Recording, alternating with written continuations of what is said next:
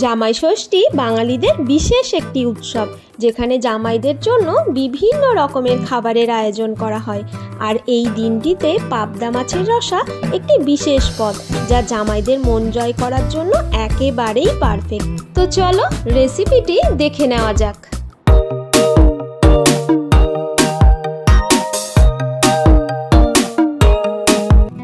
সকাল সকাল বাজারে চলে গিয়েছিলাম মাছ কেনার উদ্দেশ্যে, বিশেষ করে পাবদা মাছ কেনার জন্যই গিয়েছিলাম। তো দেখি প্রচুর পাবদা মাছ আমদানি হয়েছে। 2-3 রকমের মাছ নিয়েছি আর বিভিন্ন রকমের সবজি বাজার করে বাড়ি চলে এলাম।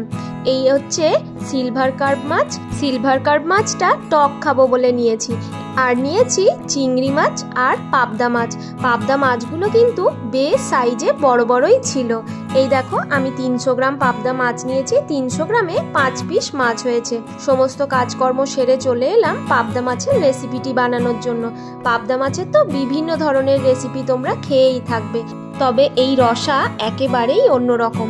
তো চলো মাছগুলোকে প্রথমে ম্যারিনেট করে নিই। দিয়ে দিচ্ছি 1 চা চামচ হলুদ, 1 চা চামচ লবণ আর সামান্য কিছুটা সর্ষের তেল। এবার এই সমস্ত উপকরণ মাছের সাথে খুব ভালোভাবে মাখিয়ে রেখে দিতে হবে আধ ঘন্টা মতো। এতে মাছের মধ্যে নুনটা খুব ভালোভাবেই ঢুকে যাবে। মাছটা ম্যারিনেট করা থাক, ওদিকে একটা মশলার পেস্ট বানিয়ে নিয়ে নিচ্ছি 1 টেবিল চামচ পোস্ত, 1/2 টেবিল চামচেরও কম সাদা সর্ষে। এটাকে প্রথমে শুকনো অবস্থাতেই একবার মিক্স করে নেব। এবার এর মধ্যে দিয়ে দিচ্ছি কয়েক টুকরো আদা আর 8 থেকে 10টা রসুন, 4টে কাঁচা লঙ্কা দিয়েছি। ঝালটা তোমরা নিজেদের স্বাদ অনুযায়ী নিয়ে নেবে। এবার এটাকে সামান্য একটু জল দিয়ে এটার মিহি পেস্ট বানিয়ে নেব। এখন গ্যাস জ্বালিয়ে একটা ফ্রাইং প্যান বসিয়ে নিচ্ছি। প্যানটা হালকা গরম হয়ে এলে এর মধ্যে দিয়ে দিচ্ছি 1/4 কাপ সর্ষের তেল। পুরো রান্নাটাই আমি সর্ষের তেলেই করব। আর এই যে আমার বেটু, ওর এখন সামার ভ্যাকেশন স্টার্ট হয়ে গেছে। বাড়িতে এতটা সময়ও কি করবে খুঁজে পাচ্ছে না। এবার তেলের মধ্যে সামান্য একটু লবণ দিয়ে দেবো, যাতে মাছগুলো প্যানের মধ্যে চিটে না যায়। তেলটা খুব ভালোভাবে গরম হয়ে গেছে। এবার মাছগুলোকে একে একে গরম তেলের মধ্যে দিয়ে ভেজে নেব। ফ্লেমটাকে এখন আমি মিডিয়ামেই করে দিয়েছি। এক পিঠটা 2 থেকে 2.5 মিনিট মতো ভাজার পর মাছটা উল্টে দিচ্ছি। খুব বেশি কড়া করে ভাজার দরকার নেই, হালকা একটু ভাজা হলেও হবে। দেখো, 2 পিঠই খুব ভালোভাবে ভাজা হয়ে গেছে। এবার এগুলোকে আমি তুলে বাকি যে মাছগুলো ছিল সেগুলোকেও ভাজতে দিয়ে দিলাম। সব মাছগুলোই ভাজা হয়ে গেছে।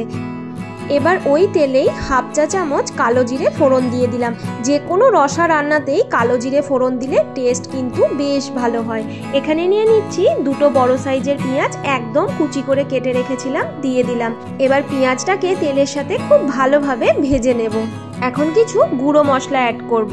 দিয়ে দিচ্ছি 1 চা চামচ হলুদ আর 1 চা চামচ কাশ্মীরি লাল লঙ্কার গুঁড়ো।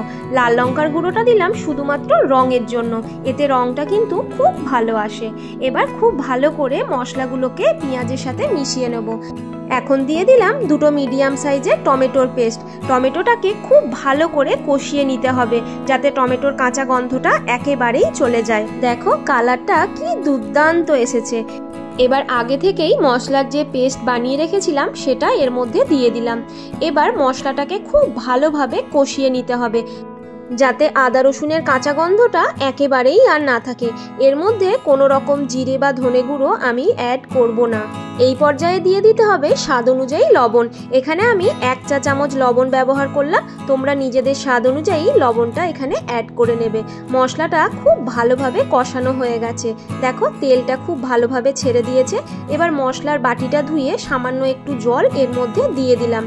আরও 1/4 কাপ মতো জল এর মধ্যে দিয়ে দিলাম। এটা যেহেতু রসা, সেজন্য একটু ঝোলই হবে এটা।